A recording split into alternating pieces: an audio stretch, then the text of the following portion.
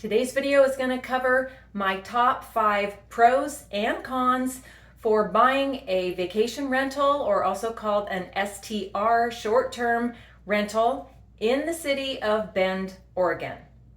That's what we're covering today, so stay tuned.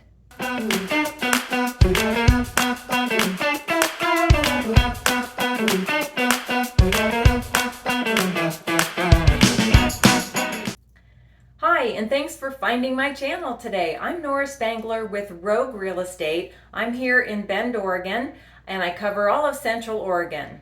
Today's topic is short-term rentals. Are they good? Are they bad? Is it a bad financial decision to try and do this? So many people want to have a short-term rental. So I'm going to cover 5 pros and 5 cons. You can decide for yourself if it makes sense for you. And of course, if you like my channel, you like the content I provide, go ahead and like this video, hit that subscribe button down below, and hit the little bell icon so you'll get notified every week when I drop new content. Okay, let's get started.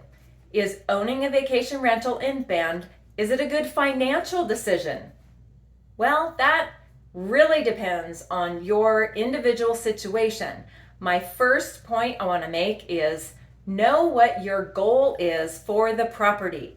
Not everyone has the same goal. I'm currently working with some clients who want to move into this home that they're going to purchase. They're going to do some short-term renting meantime. So that's one scenario. There are many others. You could do this from a distance, not even live in Bend. You could live in Bend and want to have a vacation rental as an investment. Pro number 1 is that you can use the property.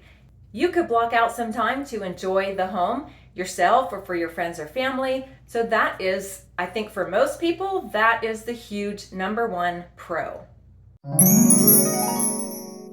Pro number 2, you could recoup some of the cost of ownership. You may not break even. You probably won't cash flow the property unless you put a huge cash investment into it. If you have a typical mortgage around 80% or so, it's going to be really challenging to cash flow or even break even. So the pro is just that you're going to gain and recoup at least some of your investment money. And over time, yes, properties in Bend appreciate. So in the last couple years since the pandemic, our homes have appreciated about 50%.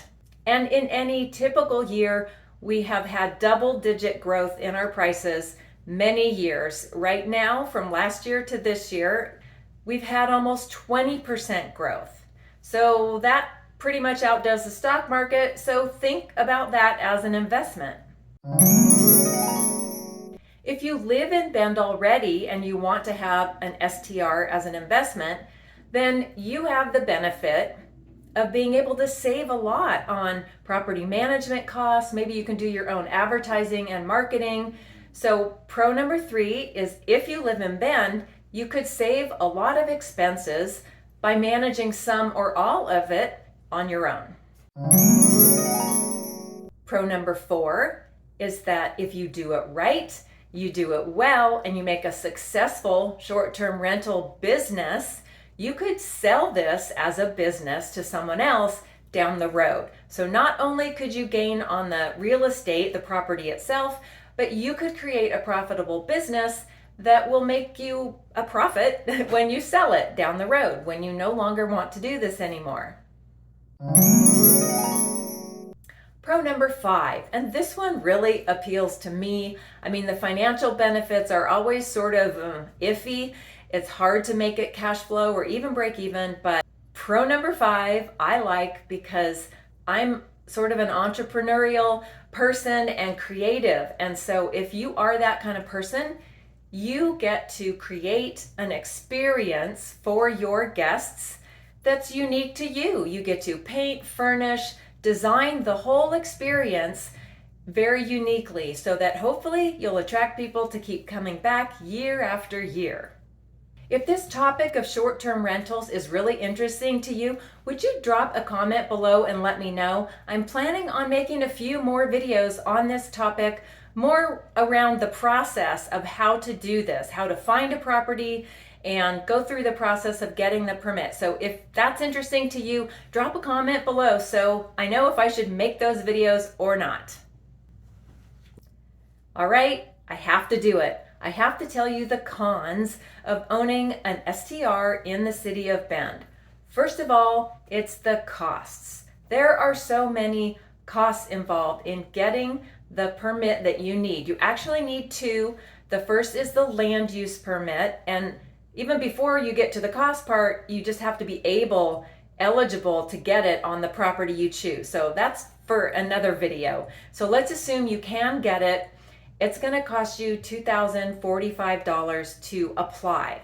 Now, if something goes wrong and they don't approve you, or you decide you don't want to purchase the property that you're under contract on, something goes wrong in the real estate deal, you're not going to get that money back from the city.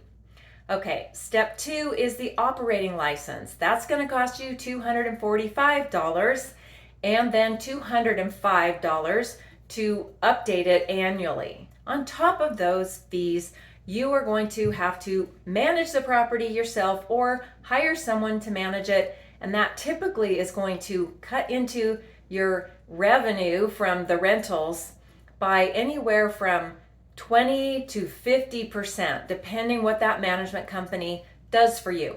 You might have costs. If you pick a lower cost one, maybe you're going to pay for your own advertising and marketing. So it's fraught with expenses, and you just really have to do your research and make sure that you incorporate all those expenses and see if it still makes financial sense to do it. Con number 2 is you have to deal with the City of Bend bureaucracy. So the permit process itself can be challenging. You're going to have to provide tons of information, a site plan, a parking plan, a floor plan. You're going to have to tell them how many bedrooms in the house you're going to rent and have appropriate parking, one parking spot for each bedroom. And just, there's a lot of paperwork to go through. Just be ready for that. It's doable, it's manageable.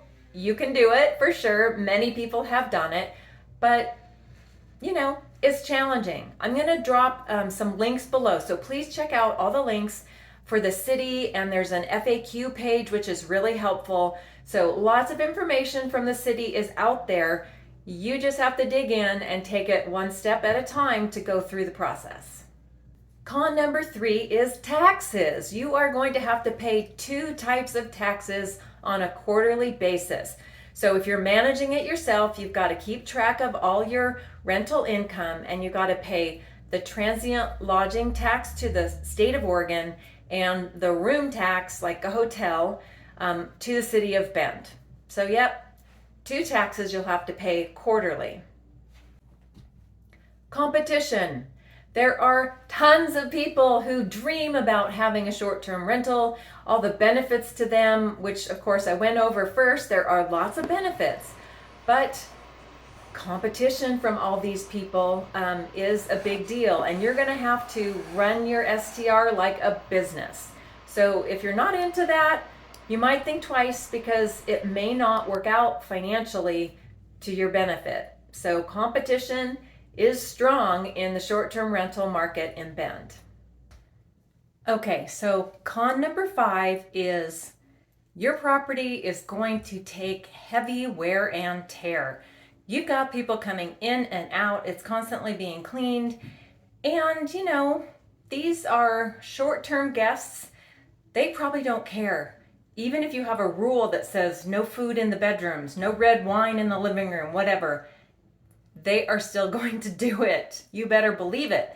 They're on vacation. They're going to take that glass or entire bottle of red wine up to the bedroom where you have a light colored carpet. And yes, they may stain the carpet. There's all kinds of things that could happen. So just be prepared. Your property is going to take more wear and tear than if you had long-term renters, or if you were living in it. If you had monthly renters, or even like 3 or 6 month lease. Yeah, short-term guests, hotel type guests, are going to be much less careful how they treat your property. Thanks so much for coming to my channel. I really appreciate every single one of you who watch my videos. It means a lot to me.